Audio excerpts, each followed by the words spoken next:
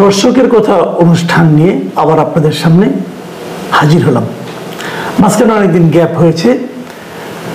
আসলে এই দর্শকদের মতামত নিয়ে বলতে গেলে নানা রকম ঝামেলা হয়। ঝামেলাগুলি কিরকম, অনেকে অনুযোগ করেন তারটা কোনো পড়লাম না, অনেকে এমন অনুযোগ করেন আমি বেছে বেছে যেগুলি আমার পক্ষে যায় সেগুলো সেই সমস্ত মতামতগুলি পড়ি, এই ধরনের নানা ধরনের কথা। কিন্তু ইদানিং আমি দেখছি যে আমাদের এই অনুষ্ঠানগুলোতে দর্শকরা প্রচুর পার্টিসিপেট করেন এবং অন্য আমি একটু খুশি এই ব্যাপারে, এই কারণে যে আমি দেখি ম্যাক্সিমাম মতামতই নিজেরা এক একটা অপিনিয়ন দেন, কেবল সহমত টাইপের মতামত কম, অপিনিয়নটা থাকে বেশি।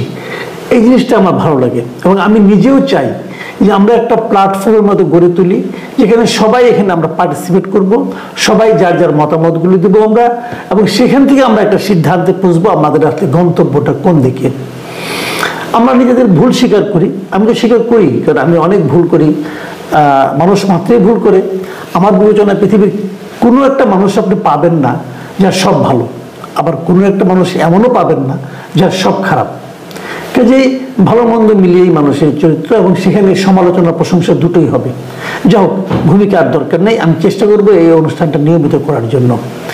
আমি এবার মতামতে যাই। প্রথম যে মতামতটা পড়ছি, কমেন্টটা পড়ছি, লিখেছেন মিস্টার হাবিবুর রহমান। তিনি লিখেছেন, আশা করি কমেন্টটা পড়বেন। ছাত্ররা নিজেরা বুঝতে চেয়ে না তারা নিজেদের কতটা ক্ষতি করতেছে। একটা কথা শিওর রাখেন, নির্বাচনের পর অন্য কোনো দল ক্ষমতায় আসলে এই ছাত্ররা কোথাও দাম পাবে না, কারণ ছাত্ররা মনে করে তারা নিজেরাই দেশ স্বাধীন করে ফেলছে। তারা নিজেদের অনেক বড় বাপের নেতা মনে করতেছে। ওরা ভাবতেছে ওরা যা করবে, যা ভাববে তাই দেশে হবে। এইগুলা আসলে ম্যাচুরিটির অভাব। নেতা হওয়া এত সহজ না, দেশ চালানো এত সহজ না। আমি এরপর যে কমেন্টটা পড়ব সেটা লিখেছেন দিদার ইসলাম। তিনি লিখেছেন, আমি চিন্তা করি যদি ইউনূস সাহেবের বিরুদ্ধে পক্ষপাত অভিযোগ ওঠে তাহলে ওনার সম্মান কতটা ক্ষতি হবে। কিন্তু বাস্তবতা হচ্ছে ছাত্র উপদেষ্টাদের কথায় বোঝা যায় তারা নির্বাচনে হস্তক্ষেপ করবে। ছাত্রদের যত দ্রুত সম্ভব ক্ষমতা ত্যাগ করা উচিত, নতুবা তাদের ইমেজ নষ্ট হইবে খুব বাজেভাবে। এরপরে কমেন্টে লিখেছেন মিস্টার নাজমুল হুদা। তিনি লিখেছেন, ভাই অরাজনৈতিক কি? আপনি নিজেও কি অরাজনৈতিক? রাজনীতি বলতে কি আপনি শুধু পার্টিজান রাজনীতি বোঝেন নাকি? আমি ব্যাপারটা বুঝতে পেরেছি উনি কেন এই কথা বলেছেন। আমি বলেছিলাম এটা একটা অরাজনৈতিক সরকার কিনা। দেখেন, আপনি যে কথাটা ব্যাখ্যা দিয়েছেন যে অরাজনৈতিক কেবল পার্টিজান কিনা, এর বাইরেও রাজনৈতিক কিনা, আমি নিজেও রাজনৈতিক চিন্তা ভাবনা দ্বারা পরিচিত কিনা, এই কথাগুলো আপনি সঠিকই বলেছেন। আসলে সবাই কিছু না কিছু রাজনৈতিক চিন্তা দ্বারা প্রভাবিত, আমিও প্রভাবিত। কিন্তু আমি এক্ষেত্রে যে কথাটা বলতে চেয়েছি যে তত্ত্বাবধায়ক সরকারের যে ক্যারেক্টার, সেটা বলতে যে আমি বলেছি, অথবা যে সরকারটা ক্ষমতায় থাকবে নির্বাচনের সময় সেই সরকারের ক্যারেক্টার নিয়ে কিন্তু আমি কথাটা বলেছি। আমি বলেছি যে সরকারের অধীনে নির্বাচনটা হবে সেই সরকারকে অরাজনৈতিক হইতে হবে, আমি সেটাও কিন্তু বলি না। আমি কেবল এটা বলি যে তারা মানে এই নির্বাচনে যারা ক্ষমতায় থাকবে তারা নির্বাচনে কোনো দলের হয়ে প্রত্যক্ষ বা পরোক্ষভাবে তারা কোনো রকম প্রভাব বিস্তার করবে না। তারা নিজেরা নির্বাচনে অংশ নেবে না, তাদের কেউ নির্বাচনে অংশ নেবে না। কেবল তাহলেই তারা একটা নির্দলীয় এবং অরাজনৈতিক সরকার হতে পারবে। আমি ওই অর্থে বলেছি যে আপনার প্রশ্নটা সঠিক, কিন্তু আমার ব্যাখ্যাটা দয়া করে মাথায় রাখবেন। এরপরে যে কমেন্টটা আছে সেটা লিখেছেন মিস্টার হাসিব খান জেনিন। তিনি লিখেছেন, জামাত শিবির আর চরমোনাই ইসলামের চরম শত্রু। এরা ইসলাম নাম করে ধর্ম ব্যবসা করছে, প্রকৃত ইসলামের সাথে এদের কোনো সম্পর্ক নাই। এটা ওনার মতামত, এটা নিয়ে আমার কোনো মন্তব্য নাই। মোহাম্মদ আলী লিখেছেন, আপনি ব্যক্তিগতভাবে কি মনে করেন, ছাত্রদের নতুন দল গঠন করা উচিত? আমি প্রশ্নের জবাবে বলছি যে আমি মনে করি ছাত্রদের নতুন দল গঠন করা উচিত। আমি এটাও মনে করি এই নতুন দলটা তারা আরো আগে গঠন করলে আরো ভালো হতো, তাহলে জিনিসটা তারা আরো মাঠটাকে গুছিয়ে নিতে পারত। আমি এটাও মনে করি ছাত্রদের কেবল দল গঠন করা উচিত কেবল নির্বাচনে জয়ী হয়ে ক্ষমতার পার্টনার হওয়ার জন্য না, তাদের রাজনৈতিক দল গঠন করা উচিত দেশে একটা নতুন ধারার রাজনীতি সৃষ্টি করার জন্য, দেশের মানুষকে রাজনীতি সচেতন করার জন্য, দেশের মানুষকে অধিকার সচেতন করার জন্যই তাদের একটা রাজনৈতিক দল করা উচিত। এরপরের কমেন্টটা পড়ছি, লিখেছেন আজিজুল হাসান। তিনি লিখেছেন এই মাসুদ কামাল আওয়ামী লীগের চামচা। এখানে আরো কয়েকটা আছে, একবারে পড়ে নেই। জাকারিয়া আহমেদ লিখেছেন আপনার প্রতি শ্রদ্ধা আছে বটে, আপনাকে আর হজম করা যাচ্ছে না। বিএনপি সরকারের প্রেস সচিব হওয়ার ইচ্ছা জাগছে কিনা? দেখুন, একটু আগে একজন বললো আওয়ামী লীগের চামচা, আবার উনি বলছেন আমি বিএনপি চামচা, মানে আমি বিএনপি সরকারের প্রেস সচিব হওয়াটাকে ইচ্ছা জাগছে। আবার এটার একটি জবাব একজন দিয়েছেন জাহিদুল হাসান শুভ। তিনি লিখেছেন আমাদের দেশের মানুষের বৃহৎ সমস্যা নিজের সাথে অমত থাকলে ট্যাগ লাগিয়ে দেওয়া যায়। খুবই বাজে, ওনার অপিনিয়ন দিলেন। আমি একটা কথা বলি, চট করে না একজন লোকের ট্যাগ লাগিয়ে দিয়েন না ভাই। আমি বিএনপি সরকারের প্রেস সচিব কেন, আমি কোন সরকারেরই প্রেস সচিব নয়, আরো কোনো বড় পদ থাকলে বলতে পারেন আপনি কোনোদিন আমাকে পাবেন না। আমি কোন সরকারের সঙ্গে কোনোদিন সম্পৃক্ত হব না, আপনি নিশ্চিত থাকেন। অনেকে আমাকে মাঝে মাঝে বলেন যে আমি নাকি উপদেষ্টা হতে না পেরে ক্ষোভ থেকে এগুলি বলি। তাদেরকে একই কথা বলি যে আমি কখনো কোনো সরকারের কোনো পদে যেতে আগ্রহ প্রকাশ করিনি, করব না, এখনো করছি না। কাজেই যে আগ্রহটা আমার মধ্যে নেই সেটা হতে না পেরে আমি উন্মত্ত হব, এটা মনে করার কোনো কারণ নেই। আশা করি আমার অবস্থান আপনাদের কাছে আমি পরিষ্কার করতে পেরেছি। যদি কোনোদিন আপনারা দেখেন সে আগ্রহটা দেখিয়েছি, সেদিন আমাকে বলেন। যে কোনো, এটা কোনো আজকেই সরকার, কালকের সরকার, পরের সরকার, যে কোনো সরকারের ক্ষেত্রে তেমন কিছু ঘটে তখন আমাকে বলবেন। শাহিন হাসান লিখেছেন মাসুদ স্যার আমি আপনাকে অনেক বেশি পছন্দ করতাম, আপনি একমাত্র ব্যক্তি ঘুরাইয়া পেঁচাইয়া হইলেও আওয়ামী লীগ আমলে সত্য বলতেন, যতটুকু পারতেন। আপনি এখন কিছুদিন যাবৎ কেমন যেন আওয়ামী ঘরানায় কথা বলেন। আপনি সমালোচনা করবেন সরকারের, এটা উচিত। তাই বলে এইভাবে ধোঁকা দেবেন জাতিকে। এই সরকারের কোনো কিছুই যেন আপনার সহ্য হচ্ছে না। আপনি অত্যন্ত সাদাকে সাদা আর কালোকে কালো বললেন ভাই।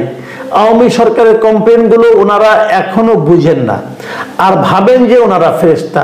আপনি এরকম বোঝাতে চাচ্ছেন কিনা আল্লাহ ভালো জানেন। না, আমি এরকম বোঝাতে চাচ্ছি না।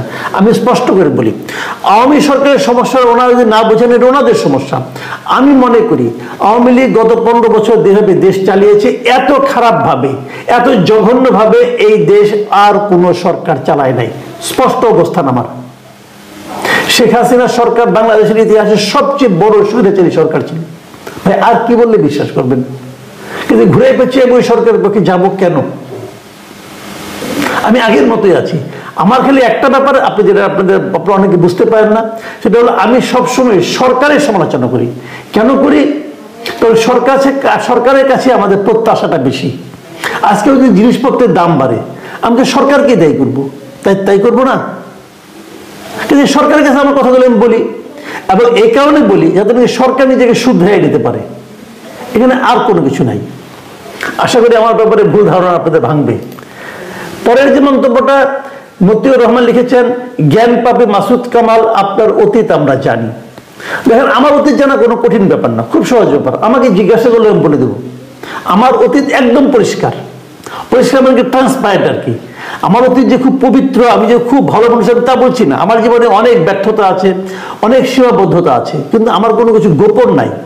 কাজে আপনি যদি জেনে থাকেন খুব ভালো, আপনাকে আমি অনুরোধ করব আমার অতীত আপনারা যা আপনি জানান সবাইকে, সেটা আমি পড়ে শোনাবো, অসুবিধা নাই। মোহাম্মদ আলম হুসেন লিখেছেন আপনার প্রতি সম্মান দেখে বলছি আপনি এইসব বাদ দেন, জনগণের হাতে ছেড়ে দেন কিংস পার্টিকে, যেমন আওয়ামী লীগকে ছেড়েছেন। প্রতিদিন বাংলাদেশে যে সংবাদপত্রগুলো বার হয় তাদের দেখবেন অন্তত 50টা খবর পাবেন বিএনপি ছাত্র দলের গুন্ডামি, চাঁদাবাজি, দখলদারি, মামলাবাজি নিয়ে। এগুলো নিয়ে কথা বলেন। গরম গরম টপিকে কথা না বলে আসল সমস্যাগুলো নিয়ে কথা বলেন। ভাই এটা আপনার বক্তব্য, কিন্তু আপনি যে কথাগুলি বলছেন না, কিন্তু কিংস পার্টিকে ছেড়ে দিতে হবে কেন? আমি সব পার্টি নিয়ে কথা বলবো। আওয়ামী লীগকেও তো আমি ছেড়ে দেয়নি, আওয়ামী লীগকেও আমি কথা বলছি, সব পার্টি নিয়ে কথা বলবো। আর কোনটা অটপিক আর কোনটা টপিক সেটা আমারটা তো আমি নির্ধারণ করবো, কাজে কোনো সমস্যা নাই। আরেকটা যেটা আপনি বললেন যে বিএনপি ছাত্র দলের সারা দেশে চাঁদাবাজি চলছে, গুন্ডামি চলছে, এটা নিয়েও কিন্তু আমি কথা বলি। আমার কিন্তু ওদের সঙ্গে কিন্তু আমার কোনো প্রেম নাই। আমি এটা নিয়ে বহুবার বলেছি যে সারা দেশে প্রত্যন্ত অঞ্চলে কিভাবে চাঁদাবাজির হাত বদল হয়ে গিয়েছে। কাজে কোনটা অটপিক, কোনটা আসল সমস্যা, কোনটা নকল সমস্যা, না সমস্যাই। কোনটাকে আপনি আসল মনে করেন, কোনটাকে আমি আসল মনে করি। এটা লিখেছেন মোস্তফা কামাল, তিনি লিখেছেন আপনার ব্যাপক সমালোচনা হচ্ছে মাসুদ ভাই, কিন্তু আপনি আপনার কাজ চালিয়ে যান। মিথ্যাবাদীদের সমালোচনায় আপনি সত্য থামিয়ে দেবেন না। না, যারা আমার সমালোচনা করেন তারা মিথ্যাবাদী, এটা কিন্তু আমি মনে করি না। আমার ভুল হতে পারে, সবাই আমার সমালোচনা করবেন, প্রশংসা করবেন, যা কেউ কিছুই করবেন না, তা আমার কোনো আপত্তি নাই। বাট আমি যেটাকে আমার বিবেক যেটাকে সত্য মনে করে আমি সেটাই করি। আরেকটা মন্তব্য এসেছে, মিজানুর রহমান লিখেছেন ভাই আপনি যেভাবে নিরপেক্ষ আছেন আমরা আপনার সাথে আছি, অনেকে দেখি আপনার পেছনে পড়ে আছে, আল্লাহ আপনার সম্মান এমনিতেই দিবে, আমরা মানুষ কিছুই না। যাই হোক, উনি আমাকে সান্ত্বনা দিয়েছেন, অনেক ধন্যবাদ ভাই আপনাকে। সে যে মন্তব্যটা পড়তে যাচ্ছে সেটা লিখেছেন মিস্টার রফিকুল ইসলাম। তিনি লিখেছেন ছাত্র উপদেষ্টাদের বের করে দিয়ে মাসুদ কামালকে দায়িত্ব দেওয়া হোক। মানে যে কথা একটু আগে বললাম যে অনেকেই কিছু একটা বললে, কারো একটা সমালোচনা করলেই বলে কি আপনি ওখানে যান, যে দেখেন পারেন কিনা। সমালোচনা করা সহজ, দায়িত্ব নেওয়া কঠিন। এগুলো কিন্তু ঠিক, আপনাদের বক্তব্য অঠিক না। আসলে দায়িত্ব পালন করা কঠিন, সমালোচনা করা সহজ। আমি সহজ কাজটাই করি, এতে কোনো সন্দেহ নাই। দায়িত্ব আমি নেবও না, তো বলবো যে আমি ভয় পাই, হ্যাঁ ভয় পাই, আমি ওনাদের মতো সাহসী না। কিন্তু আমার কথা হলো যারা দায়িত্বটা নেবেন তারা যেন বুঝে নেন যে দায়িত্বটা আমি পালন করতে পারবো। যে দায়িত্ব নিবেন তার পালন করার সৎসাহস যোগ্যতা আছে মনে করেই নিয়েছেন আপনি। আপনি যদি দায়িত্ব নিয়ে না পারেন, ব্যর্থ হন, তখন আপনার সমালোচনা হবে, আমরাই করব, আমিই করব। কাজেই আমি যেটা পারি আমি সেটাই করি, যেটা আমি পারি না সেটা আমাকে নিতে বললেন না। এই জন্য আমি বলেছিলাম আমি জীবনে কোনোদিন কোনো সরকারি দায়িত্বে ছিলাম না, ইনশাল্লাহ যাবও না। আমার কাজ হলো সমস্যাগুলো আমি যেভাবে বুঝি সেভাবে বলা, এবং আমি মনে করি একটা সাংবাদিকের এটাই কাজ। আমি সারা জীবন সাংবাদিকতাই শিখেছি, এটাই পারি। আমি তো ওইটা পারি না, ওইখানে আমি যাবো কেন? যারা গিয়েছেন তাদের জানা উচিত ছিল যে ওনারা সেটা পারবেন কিনা। যেটা আপনি পারবেন না সেটা আপনি করতে গেলেন কেন? আপনি গাড়ি চালাতে পারেন না, যে স্টিয়ারিং এ বসেছেন কেন? আপনার বসা উচিত হয়নি। আপনি তখনই বলতেন ভাই এটা আমি পারি না, যে পারে তাকে আনেন। যখন আপনি বসেছেন তখন আপনাকে গাড়িটা ঠিকঠাক মতো চালাতে হবে, এটি আমার কথা। প্রিয় দর্শক, এখন এই পর্যন্ত। আশা করি আমরা আগামীতে এই অনুষ্ঠানগুলি অব্যাহত রাখবো। ভালো থাকবেন আপনারা বেশি বেশি করে মতামত দিন, সমালোচনা করুন, আপনার মতামত নিজের মতো করে বলুন। আমরা আশা করি সেখান থেকে কিছু কিছু আপনার সঙ্গে নিয়ে আবার আলোচনা করতে পারবো। এখন এই পর্যন্তই। আল্লাহ হাফিজ।